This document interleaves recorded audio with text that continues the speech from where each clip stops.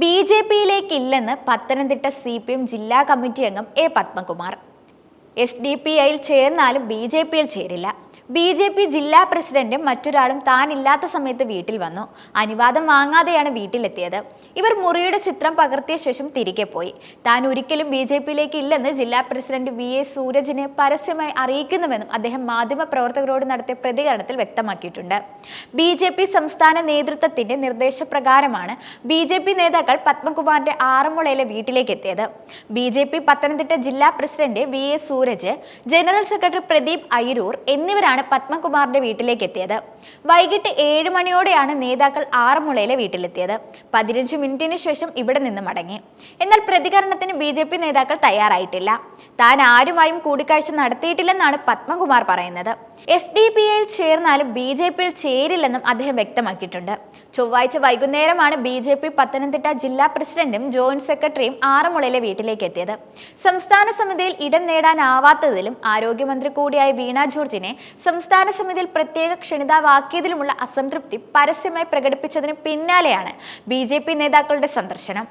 സംസ്ഥാന സമ്മേളനത്തിന് പിന്നാലെ പത്മകുമാർ പരസ്യമായി ഉന്നയിച്ച ആക്ഷേപങ്ങൾ ചർച്ച ചെയ്യാൻ ബുധനാഴ്ച CPM ജില്ലാ കമ്മിറ്റി ചേരുന്നുണ്ട്. അതിൽ അച്ചടക്ക നടപടി അടക്കം തീരുമാനിക്കുകയും ചെയ്യും. അതിനുശേഷം പത്മകുമാറുമായി കൂടുതൽ ആശയവിനിമയം നടത്താനാണ് ബി.ജെ.പി കോൺഗ്രസ് നേതൃത്വങ്ങളുടെ തീരുമാനം. എന്നാൽ താൻ ഒരിക്കലും CPM വിടില്ലെന്ന് പത്മകുമാർ ആവർത്തിക്കുന്നുണ്ട്. ചൊവ്വാഴ്ച വൈകുന്നേരം പത്മകുമാറിന്റെ വീട്ടിലെത്തിയ ബി.ജെ.പി നേതാക്കൾ 15 മിനിറ്റ് നേരം പത്മകുമാറുമായി കൂടിക്കാഴ്ച നടത്തിയിരുന്നുവെന്നാണ് റിപ്പോർട്ട്. ആരോഗ്യമന്ത്രി കൂടിയായ വീണ ജോർജിനെ സംസ്ഥാന സമിതിയിൽ പ്രത്യേക ക്ഷണിതാവാക്കിയ പാർട്ടി തീരുമാനത്തെ വിമർശിക്കാനുള്ള കാരണങ്ങൾ പത്മകുമാർ ബി.ജെ.പി നേതാക്കളോട് വിശദീകരിച്ചുവെന്നും വിവരമുണ്ട്.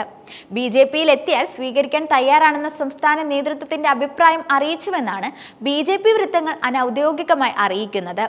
എന്നാൽ കൂടിക്കാഴ്ചയുമായി ബന്ധപ്പെട്ട് പ്രതികരിക്കാൻ നേതാക്കൾ തയ്യാറായിരുന്നില്ല.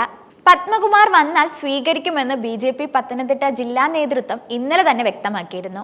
മറ്റു കാര്യങ്ങൾ പാർട്ടി സംഘടനാ തലത്തിൽ തീരുമാനിക്കുമെന്നാണ് ഇന്ന് ചർച്ചയിൽ പങ്കെടുത്ത ബി.ജെ.പി ജില്ലാ വൈസ് പ്രസിഡന്റ് അയിരൂർ പ്രദീപ് പറഞ്ഞത്. അതേസമയം ഒട്ടേറെ ആളുകൾ പാർട്ടിയിലേക്ക് വരുന്നുണ്ടെന്നാണ് DCCI പ്രസിഡന്റ് സതീഷ് കൊച്ചുപറമ്പിൽ പറഞ്ഞത്. അതേസമയം വിഷയത്തിൽ പത്മകുമാറിനെതിരെ CPI നടപടിയെടുത്തേക്കും. 12-ാം തീയതി പാർട്ടി വിഷയം ചർച്ച ചെയ്യും. നടപടിയെടുത്താൽ പിന്നീട് പത്മകുമാർ എന്ത് നിലപാട് സ്വീകരിക്കുക എന്നത് രാഷ്ട്രീയ കേന്ദ്രങ്ങൾ ഉറ്റുനോക്കുന്നത്. കഴിഞ്ഞ ദിവസം CPI സംസ്ഥാന സമ്മേളനത്തിൽ പുതിയ സംസ്ഥാന സമിതിയെ പ്രഖ്യാപിച്ചതിന് പിന്നാലെയാണ് ചതിവ്, വഞ്ചന, അവഹേളനം, 52 വർഷത്തെ ബാക്കി പത്രം ലാൽസലാം എന്ന് എ പത്മകുമാർ ഫേസ്ബുക്കിൽ കുറിച്ചത്.